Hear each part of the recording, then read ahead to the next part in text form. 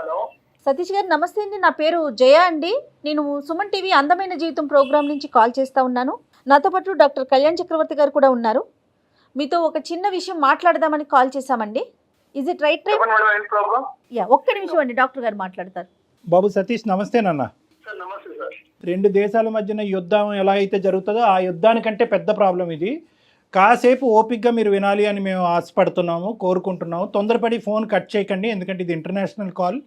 మేము చాలా పెద్ద రెస్పాన్సిబిలిటీ తీసుకుని మీకు చేయటం జరుగుతుంది. మీరు కట్ చేస్తే కనుక మళ్ళీ మీరు అందుబాటులో రాకపోతే కనుక ఇక్కడ ఒక ప్రాణానికి చాలా భయంకరమైనటువంటి అన్యాయం చేసినటువంటి వాళ్ళు మనం అవుతాం అనేది నా అభిప్రాయం. కాబట్టి దయచేసి ఓపిక్గా వినండి, ఆలోచించండి, అడిగే ప్రశ్నలకు కొన్ని సమాధానాలు చెప్పండి. మానవతా దృక్పథంతో ఒక ఆలోచన శైలిని మలుపు తిప్పుకోవాలనుకుంటే మార్చుకునేటటువంటి ప్రయత్నం కూడా చేయండి. మేము మాట్లాడబోయేటటువంటి వ్యక్తి ఎవరో కాదు, మిమ్మల్ని కని పెంచినటువంటి మీ సొంత తల్లి గౌరీ గారి గురించి. నాకు అమ్మ లేదు సార్. అమ్మ లేదా మీకు? లేదు సార్. మరి గౌరీ గారు ఎవరు? మరి మీరు ఎక్కడి నుంచి ఊడిపడ్డారు? మేడం మీరు ఎవరు మేడం? అవన్నీ వద్దు అనుకోలే కదా మేడం. కాదు కదా, అసలు గౌరీ గారు ఎవరండి? గౌరీ అమ్మ లేదు అనే దానికి మీరు ప్రశ్న, మీరు ఒక సమాధానం చెప్తే మేము ఒక ప్రశ్న అడుగుతాం. కాబట్టి ప్రశ్న సమాధానం ఈ యాంగిల్ నుంచి మనం వెళ్దాం, తప్పులేదు. మీకు అమ్మ లేకపోతే కనుక అది ఒక అంశం. కానీ గౌరీ గారు ఎవరు? మేము ఇప్పుడు వరకు మాట్లాడినటువంటి గౌరీ గారు ఫ్రెండ్ హౌస్ అని చెప్పి ఒక వృద్ధాశ్రమంలో వదిలేసి వెళ్ళిపోయినటువంటి ఆ వ్యక్తి ఎవరు? అసలు మీరు ఎవరు సార్? అసలు మీకెందుకు ఇవన్నీ? నాకు అవన్నీ వద్దనుకొని నా బతుకు నేను బతుకుదామని నేను ఇలా బయటకు వచ్చేసాను సార్. నేను ఇప్పుడు చాలా సంతోషంగా ఉన్నాను.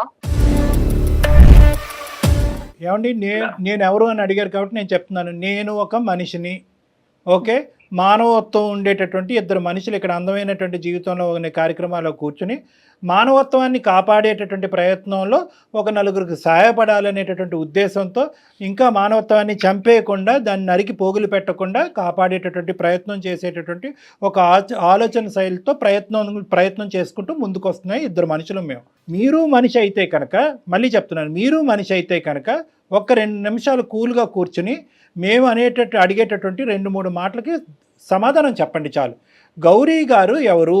మీరు ఎవరైనా వాట్ ఎవర్, అదంతా నేను నా సంతోషం కోసం, నా బతుకు కోసం ఓల్డేజ్ హోమ్ లో చేయడం జరిగింది. ఆవిడ బయటకు వచ్చాను, నా కష్టాలు నేను పడుతున్నాను, నా బతికేదో బతుకున్నాను.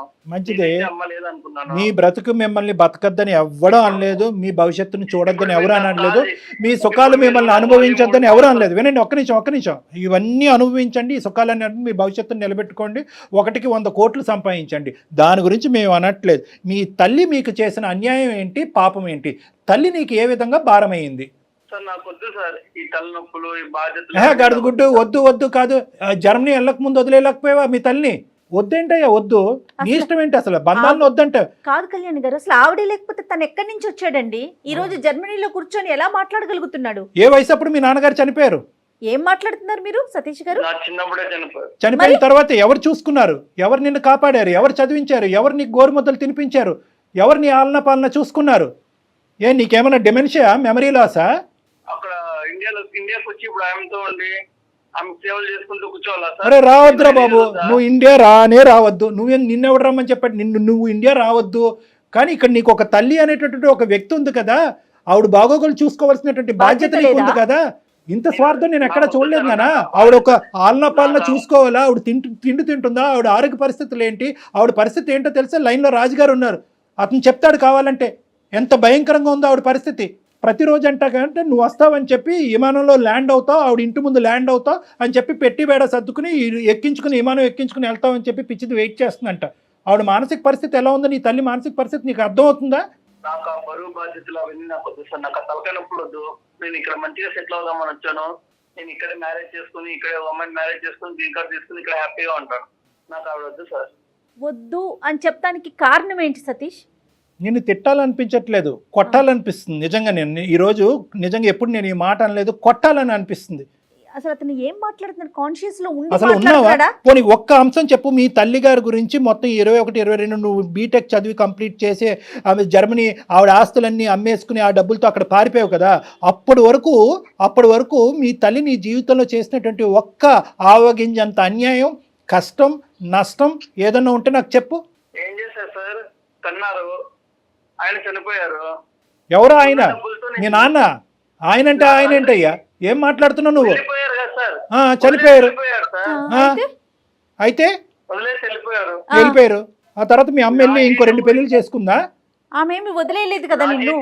నా జీవితం గురించి నేనే ఆలోచించుకొని ఆ ఉన్న డబ్బులతో ఆ ఉన్న ఆస్తితో నేను చదువుకొని వీడియోతో సంపాదించినట్టు మాట్లాడుతున్నాను.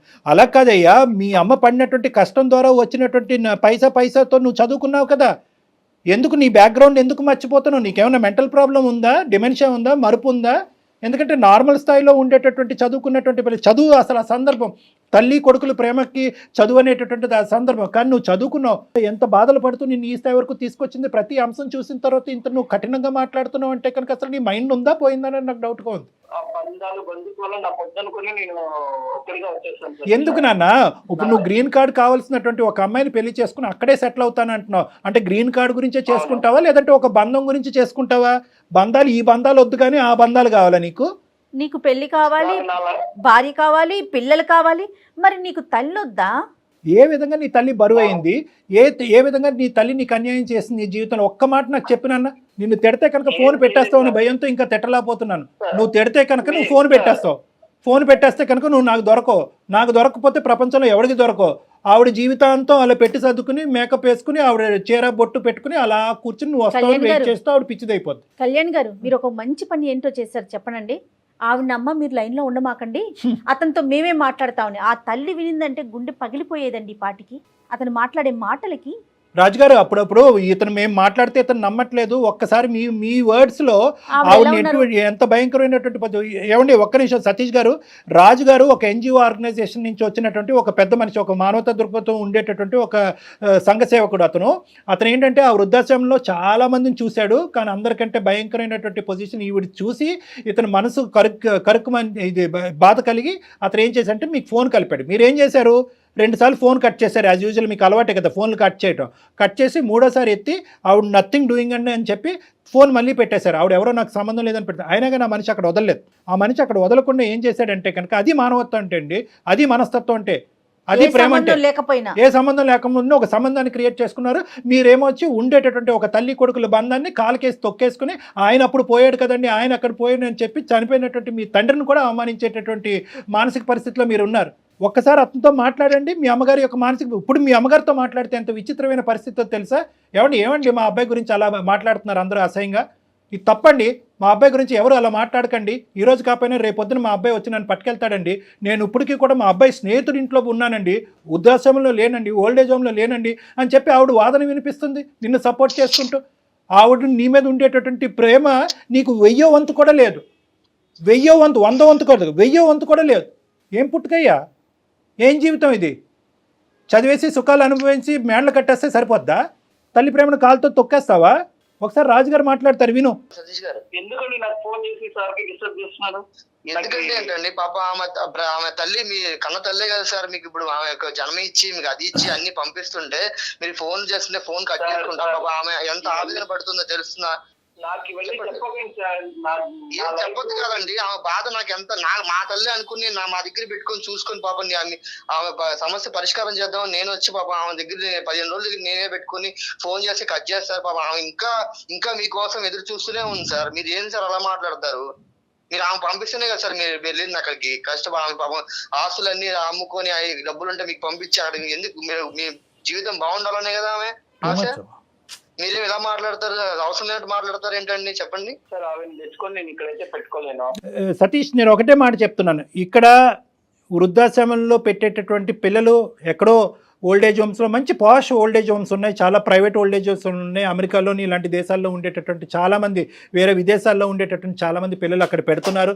వాళ్ళకి కావాల్సినటువంటి అవసరాలు కల్పిస్తున్నారు, సదుపాయాలు కల్పిస్తున్నారు, మెడికల్ ఇన్సూరెన్స్లు కడుతున్నారు, మెడికల్ ఫెసిలిటీస్ అవైలబుల్ చేస్తున్నారు. సో వాళ్ళందరినీ మనం అవమానించట్లేదు. ఇక్కడ మేము చెప్పేది ఏంటంటే మీ అమ్మను పట్టుకెళ్తారా లేదా అనేటటువంటి అంశం గురించి మేము ఇక్కడ మాట్లాడట్లేదు. మీ అమ్మగారు ఎక్కడైతే ఉన్నారో అక్కడ సుఖంగానే ఉండటానికి రకరకాల మార్గాలు ఉన్నాయి. ఒక ఫోన్ కాల్ సరిపోద్ది. అమ్మ అన్నం తిన్నావా, పడుకున్నావా, నిద్ర పడుతున్నావా, టైంకి మందులు వేసుకుంటున్నావా, చాలదా?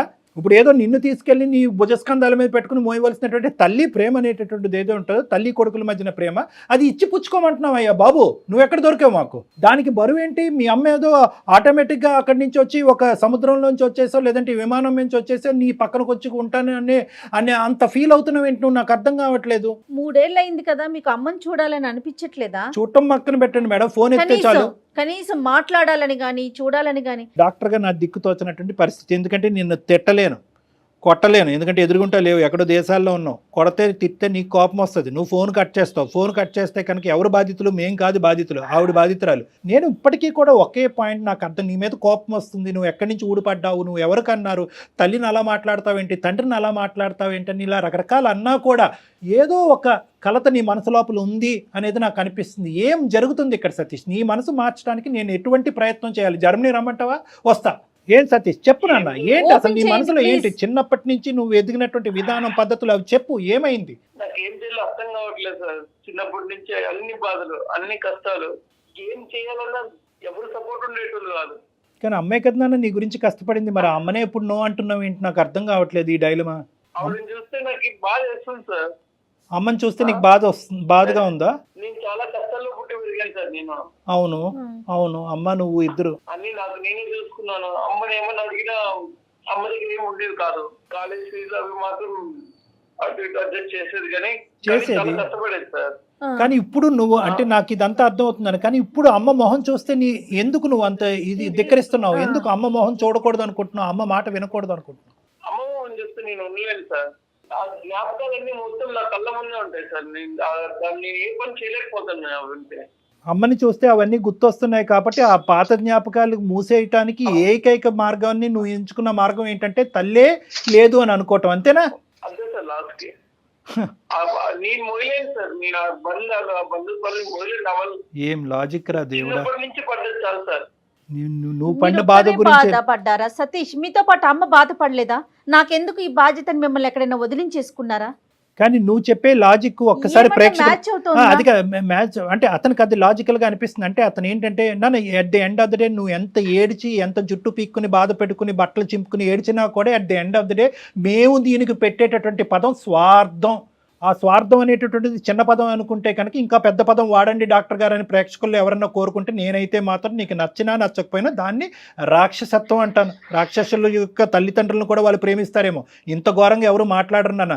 నీ లాజిక్ ఏంటంటే సార్ చిన్నప్పటి నుంచి నేను అనుభవించాను, ఆ 20-21 ఇయర్స్ పాటు నాకు కావాల్సినవన్నీ తిన్నాను, నాకు కావాల్సినటువంటి సుఖాలన్నీ అనుభవించాను, నేను ఇవే మాటలు మాట్లాడతాను నాన్న.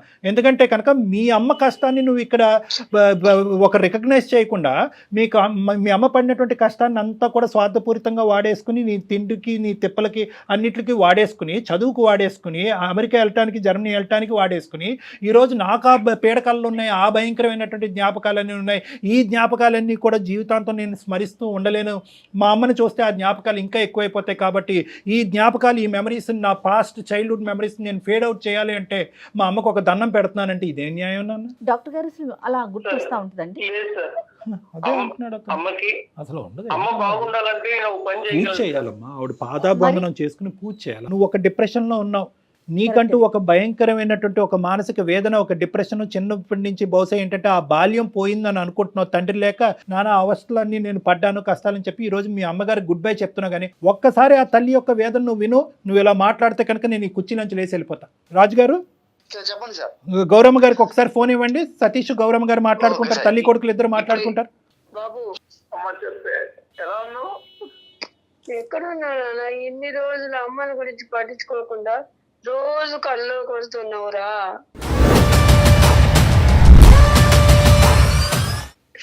ఇలా వదిలేసి వెళ్ళిపోయావు. ఎలా ఉండాలి నేను ఒక్కదాన్ని? పిచ్చిదాని లెక్క అయిపోయి రోజు నీ కోసం ఎదురు చూస్తూ ఉన్నాను. ఇలా ఈ రోజు వస్తా 3 ఏళ్ళు అయినాయి అని చెప్తున్నారు. రోజు నీకోసం ఈ బస్సు ఈ కారు అన్ని చూసి ఎప్పుడు ఫోన్ చేసినా ఫోన్ మాట్లాడవురా. ఎందుకు ఎక్కడ పోయినావు? ఇన్ని రోజులు ఎక్కడ ఉన్నావు? ఈ అమ్మని గురించి పట్టించుకోకుండా పిచ్చిదాని లెక్క అయిపోయినారా నాయన. నన్ను క్షమించమ్మా. నా జీవితం కోసం నేనే స్వార్థంగా ఆలోచించుకుని తప్పని చేశానమ్మా. నిజంగానే వదిలేసాను. నిన్ను చూడకుండా నేను ఉండలేను నాన్న, నన్ను తీసుకెళ్ళు. గౌరమ్మ గారు, మీ అబ్బాయి చాలా పని ఒత్తిడిలో ఉన్నాడు. ఓకే, ఆ పని ఒత్తిడిలో ఉండటం వల్ల సరైనటువంటి సమయం సందర్భం చూసుకుని ఇండియా రాలేనటువంటి పరిస్థితిలో ఉన్నాడు. మీ అందరం ఏంటంటే మీ అబ్బాయి మంచోడు కాదనో, నిన్ను ఒంటరిదాన్ని చేశాడు, నిన్ను అనాథం చేశాడని చెప్పి మేమే ఇంకొక పిచ్చాభిప్రాయానికి వచ్చాము. మా అభిప్రాయంలోనే తప్పు ఉంది, మీ ప్రేమే గెలిచింది. మీరు అనుకున్నట్టుగానే మీ అబ్బాయి పెర్ఫెక్ట్, మీకు తగినటువంటి కొడుకు మీ అబ్బాయి. అయితే ఆ అబ్బాయి తొందరలోనే ఇండియా వస్తాడు, మిమ్మల్ని తీసుకుని జర్మనీ వెళ్తాడమ్మా. ఓకేనమ్మా? Okay sir. ఓకే. మీరు ఒక్క 2 నిమిషాలు మీరు పక్కకు తప్పుకుని ఒకసారి మన రాజుగారికి ఫోన్ ఇవ్వండి అమ్మా. హలో రాజుగారు, చెప్పండి సార్. ఇప్పుడు మనం మాట్లాడుకునేది మళ్ళీ ఆవిడకి వినిపించకూడదు. ఎందుకంటే ఇది ఓన్లీ ఏంటంటే మన నలుగురు మధ్యనే ఉండాలి ఈ అంశం. ఎందుకంటే ఈ అబ్బాయి ఆలోచన శైలిలో ఇటువంటి యాంగిల్ ఉన్నది అనేది కల్లో కూడా తల్లి వరకు తెలియకూడదు. ఓకేనా? ఓకే. ఎందుకంటే కనుక ఇప్పటికీ కూడా ఆవిడ ఆ భ్రమలో ఉంది అంటే కనుక అదే భ్రమలో ఉండేవండి. ఎందుకంటే ఒక 100 మంది వచ్చి అమ్మ నీ కొడుకు వెళ్ళిపోయాడమ్మా, నిన్ను అనాథం చేశాడమ్మా, ఎప్పటికీ తిరిగి రాడన్నా కూడా ఆవిడ నా కొడుకు ఖచ్చితంగా తిరిగి వస్తాడు, మీరందరే పొరపాటు పడుతున్నారు అనేటటువంటి ఆ తల్లి స్థాయి ప్రేమని మనం ఎప్పటికీ కూడా ఆవిడ జీవిత కాలంలో ఎప్పటికీ కూడా మనం అది డైల్యూట్ చేయకూడదు. సో సతీష్, మీకు నేను కౌన్సిలింగ్ చేసి మీకు ఒక కనువిప్పు కలిగించి ఒక అవగాహన కలిగించేటటువంటి ప్రయత్నం చేసాం. అందులో మేము సక్సెస్ఫుల్ అయ్యామని మేము అనుకుంటున్నాం. కాబట్టి ఇంకొక మినిట్ కూడా నువ్వు అక్కడ ఉండకుండా నువ్వు ఇమీడియట్గా టికెట్ బుక్ చేసుకుని నువ్వు ఇండియా వచ్చి అవకాశం ఉంటే కనుక వీసాకి అప్లై చేసి ఇమీడియట్గా మీ అమ్మగారిని ఆ వృద్ధాశ్రమం నుంచి మీ జర్మనీ ఎక్కడికో తీసుకుని వెళ్ళండి. వస్తాను సార్, తొందరలోనే వస్తాను sir. Thank you so much. All the best నాన్న.